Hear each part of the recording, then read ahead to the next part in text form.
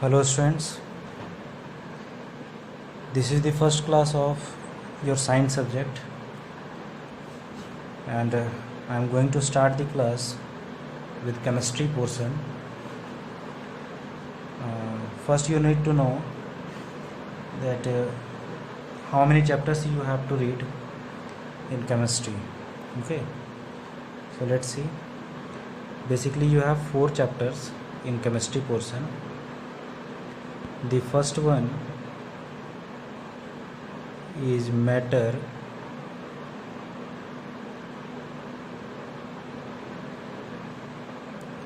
in our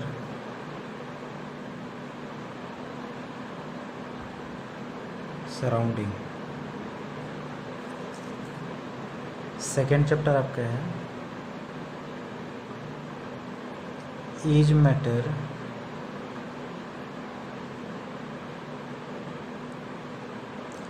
around us pure. Third chapter जो आपका है वो है एटम्स एंड मॉलिक्यूल्स. और जो लास्ट चैप्टर आपका केमिस्ट्री पोर्शन का है वो है स्ट्रक्चर ऑफ एटम्स. ओके, ये 4 चैप्टर आप लोगों को केमिस्ट्री पोर्शन में पढ़ना है ना, जिसमें मैं ये फर्स्ट चैप्टर आप लोग का स्टार्ट करने जा रहा हूँ. Matter in our surrounding. Previous classes में आप लोग मैटर के बारे में काफ़ी कुछ पढ़ भी चुके होंगे, है ना, और उसी चीज़ को फिर से यहाँ पे रिमाइंड करवाया जा रहा है विद सम स्पेसिफिक टॉपिक्स, है ना. तो हमारे सराउंडिंग में, हमारे चारों तरफ, हमारे आसपास जो मैटर है, ठीक है, उस चीज़ के बारे में हम लोग को पढ़ना है ना. तो सबसे पहले मैं कंटेंट बता देता हूँ कि मैटर में, इस चैप्टर में हम लोग को कौन कौन से कंटेंट पे फोकस करना है. ठीक है, सबसे पहले तो हम लोग देखेंगे मैटर है क्या. ठीक है, मीन्स डेफिनेशन. क्लियर. इसके बाद हम लोग को देखना है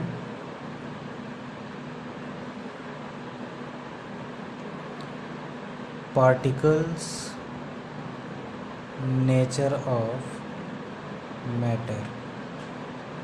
ओके, थर्ड पॉइंट जो हमारा रहेगा वो रहेगा स्टेट्स ऑफ मैटर, है ना.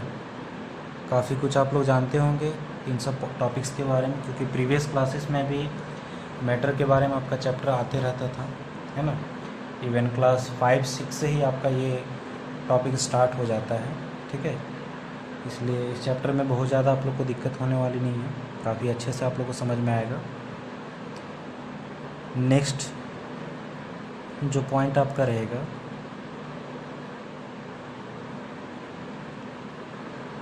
Interchange in states of matter. इसके बाद इवेपोरेशन एंड बॉइलिंग.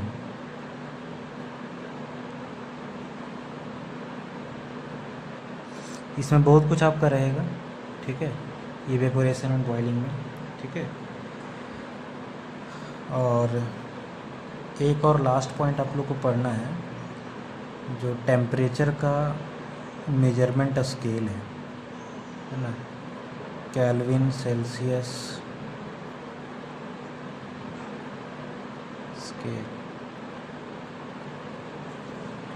ठीक है, तो बेसिकली इस चैप्टर में जो है आप लोग को ये 6 पॉइंट्स पढ़ना है.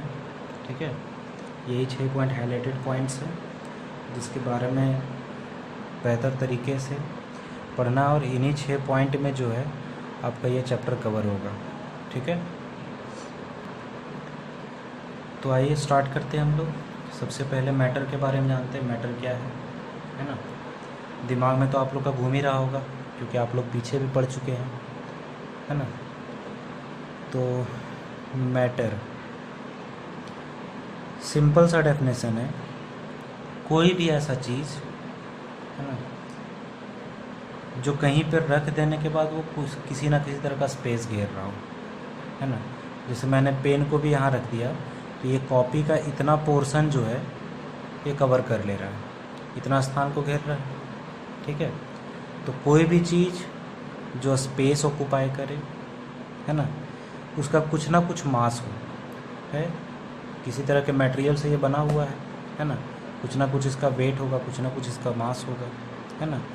और साथ ही साथ उसको हम अपने सेंस से फील कर सकें, जैसे इसको टच कर रहे हैं तो हमें फील हो रहा है कि नहीं, फील हो रहा है कि नहीं, कुछ ना कुछ इसका वेट पता चल रहा है ना, ये मजबूत है या सॉफ्ट है, इस चीज़ को हम फील कर पा रहे हैं। तो ऐसा कोई भी चीज़ जो स्पेस ऑक्यूपाई कर रहा हो, उसका कुछ ना कुछ मास हो, है ना, और साथ ही साथ उसको हम फील कर सकें, सेंस से हम फील कर सकें, तो वैसे सारी चीज़ों को हम मैटर कहेंगे, ठीक है। बाय डेफिनेशन अगर इसको हम लिखना चाहें तो ऐसे लिख सकते हैं, एनीथिंग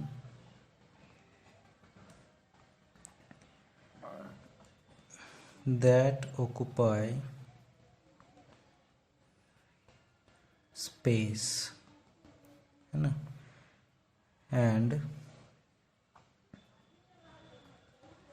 हैज मास,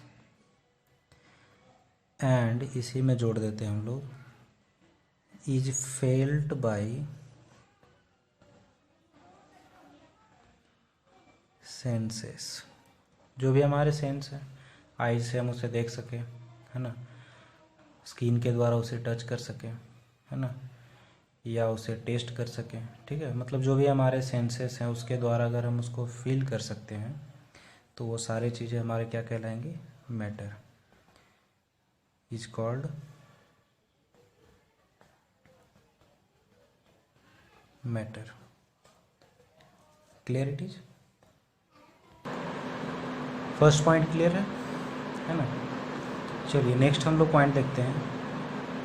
डेफिनेशन हम लोग क्लियर कर चुके हैं मैटर का, आई थिंक आप लोगों को समझ में भी आ चुका होगा कि मैटर है क्या। सेकेंड पॉइंट हम लोग का है पार्टिकल नेचर्स ऑफ मैटर, है ना। मैटर के बारे में हम लोग यहाँ देखिए कि उसका मास है, मतलब किसी ना किसी तरह के वो मटेरियल से, किसी ना किसी तरह की चीज़ से वो बना हुआ है, ठीक है। तो उस चीज़ का नेचर क्या है ना, जिस चीज़ से वो बना है, जिस पार्टिकल से वो बना है, उसका नेचर क्या है, कैसे वो होते हैं मैटर में, ठीक है, उसके बारे में हम लोग देखेंगे।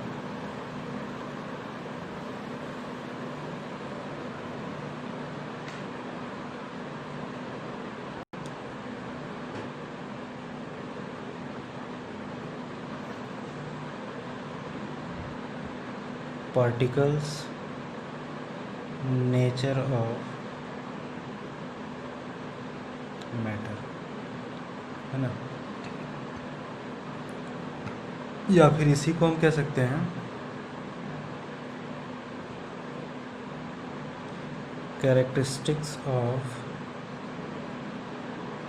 पार्टिकल्स ऑफ मैटर, है ना।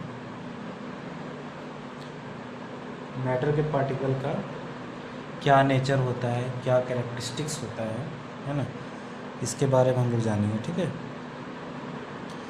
तो सबसे पहला चीज़ है कि मैटर जो है वो काफ़ी छोटे पार्टिकल से बना होता है, वेरी टीनी, है ना, टीनी पार्टिकल, टीनी मतलब होता है काफ़ी छोटा, बहुत ही छोटा, ठीक है। तो सिंपली इसको हम लोग लिख सकते हैं ऐसे, मेड बाई टीनी पार्टिकल्स, है ना।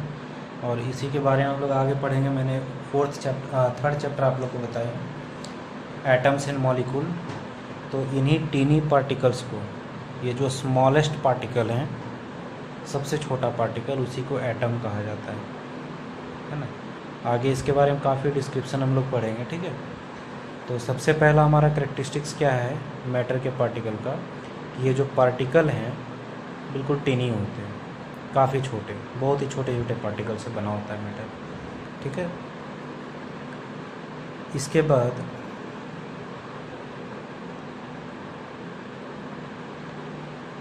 वैकेंट स्पेसेस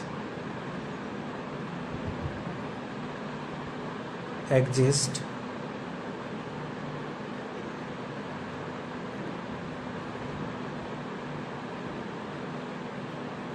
इन पार्टिकल्स, है ना। पार्टिकल्स के बीच वैकेंट स्पेस होता है ना।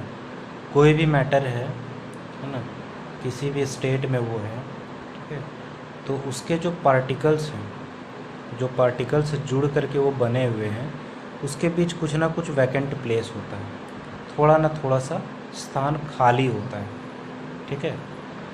मतलब बिल्कुल ये सटे हुए नहीं होते, कुछ ना कुछ उसके बीच में जो है वो स्पेस होता है, वैकेंट होता है, ठीक है।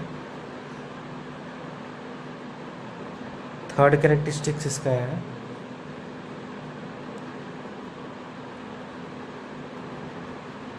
Particles are in continuous motion. ये चीज़ भी आप लोग ध्यान दें कि पार्टिकल्स जो मैटर में हैं वो हमेशा मोशन में रहते हैं, ठीक है। एटम के बारे में जब हम लोग डिस्क्रिप्शन पढ़ेंगे तो एटम का सब एटॉमिक पार्टिकल भी हम लोग पढ़ेंगे, इलेक्ट्रॉन, प्रोटॉन और न्यूट्रॉन, ठीक है। शायद आप लोग सुने भी होंगे। तो इलेक्ट्रॉन जो है इसका मूवमेंट हमेशा होते रहता है, ये भी एक सब पार्टिकल है, ठीक है, जिसका मूवमेंट हमेशा होते रहता है। तो इसी चीज़ को ध्यान में रखते हुए बोला गया है कि जो पार्टिकल्स हैं मैटर के वो ऑलवेज मोशन में होते हैं, ठीक है। भले आप लोग को पता नहीं चलेगा, ऐसे आप वाटर और एयर को अगर हम लोग देखें तो उसका जो कंप्लीट मॉलिक्यूल हमेशा मूवमेंट करते रहता है, पानी बह सकता है, हवा बहती है, ठीक है। लेकिन सॉलिड में आप लोग को फील नहीं होता है, पता नहीं चलता है, लेकिन उसमें भी जो है वो पार्टिकल्स हमेशा मोशन में रहते हैं।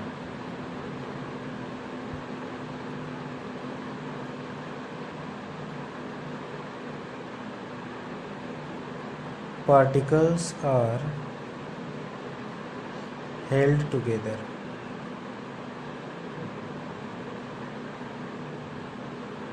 by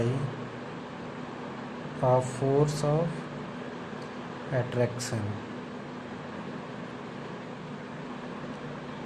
पार्टिकल्स जो एक दूसरे से जुड़े हुए हैं, ठीक है, एक दूसरे से जो बंधे हुए हैं वो एक फोर्स ऑफ अट्रैक्शन से जुड़े होते हैं। मतलब हर पार्टिकल के बीच में एक फोर्स ऑफ अट्रैक्शन, एक आकर्षण बल जो है वो हमेशा काम करते रहता है, जिस वजह से पार्टिकल जो है हमेशा एक दूसरे से जुड़े हुए रहते हैं और एक डेफिनेट शेप देते हैं, ठीक है। चलिए, ये तो हमारा था पार्टिकल्स नेचर ऑफ मैटर, ठीक है। 2 पॉइंट हमारा क्लियर हो चुका है ना। बेसिकली 4 कैरेक्टरिस्टिक्स के बारे में हम लोग डिस्कस किए इसमें। सबसे पहला टीनी पार्टिकल्स होते हैं, पार्टिकल्स जो होते हैं वो काफ़ी छोटे होते हैं और पार्टिकल्स के बीच में वैकेंट स्पेस होता है, कुछ ना कुछ खाली जगह होता है, ठीक है। पार्टिकल्स ऑलवेज मोशन में होते हैं और पार्टिकल्स जो एक दूसरे से जुड़े हुए हैं वो एक फोर्स ऑफ अट्रैक्शन से जुड़े होते हैं, ठीक है। थर्ड जो हमारा पॉइंट है वो है स्टेट ऑफ मैटर, है ना, जिसके बारे में आप भली भांति जानते ही होंगे, है ना। बेसिक जो स्टेट्स ऑफ मैटर है,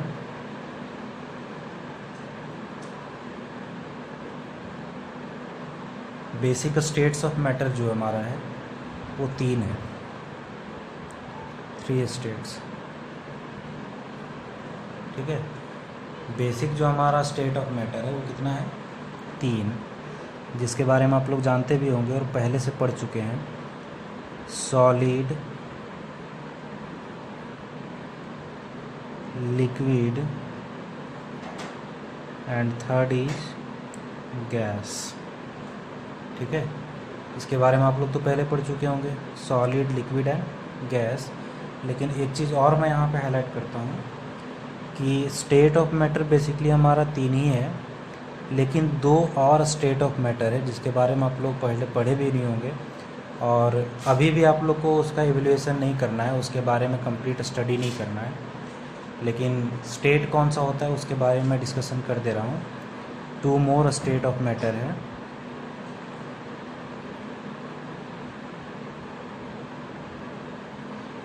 ये non evaluative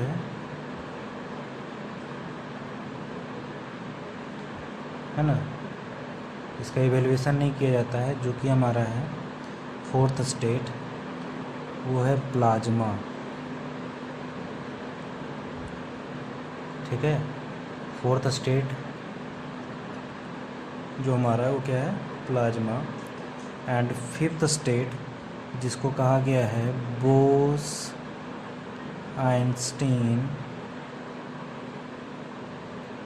condensate.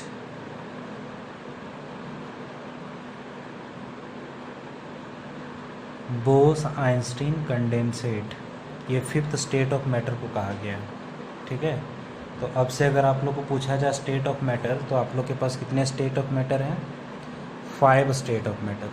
Basic states यही तीनों हैं जो हमारे सराउंडिंग में पाया जाता है। ठीक है, ये दोनों स्टेट आप लोग को अपने सराउंडिंग में नहीं मिलेगा। ठीक है, बेसिक जो हमारे सराउंडिंग में जो हमारे मैटर हैं, मैटर के स्टेट हैं, वो यही तीनों हैं, सॉलिड, लिक्विड एंड गैस।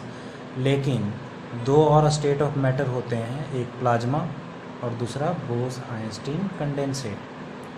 ठीक है, तो ये स्टेट्स क्या हैं और इसका क्या कैरेक्टरिस्टिक्स होता है, इसके बारे में हम लोग नेक्स्ट वीडियो में देखेंगे। ठीक है, आज के लिए इतना ही। जितने भी चीज़ें बताए गए इसको आप बढ़िया से पढ़िए, और आपके पास अगर बुक अवेलेबल है ना, तो बुक से जो है आप इस चैप्टर को स्टडी कीजिए। एटलीस्ट जहाँ तक मैंने टॉपिक डिस्कस किया वहाँ तक आप एक बार पूरे लाइन बाय लाइन उसको आप पढ़िए और समझने का कोशिश कीजिए। बुक अगर आपके पास अवेलेबल नहीं है तो टाइम काफ़ी हो चुका है, और बुक अवेलेबल है भी आपके बुक शॉप में, तो जितना जल्दी से जल्दी हो सके 1 से 2 दिन के अंदर आप बुक अवेलेबल करवाइए और बढ़िया से उसको स्टडी कीजिए, क्योंकि self study is the best study, है ना। खुद से आप पढ़िएगा तो बहुत ज़्यादा बेटर समझ में आएगा। तो इससे आप नोट्स क्रिएट कीजिए, है ना, और साथ ही साथ बुक से आप जितना ज़्यादा से ज़्यादा हो सके आप पढ़ा कीजिए। ठीक है, थैंक यू।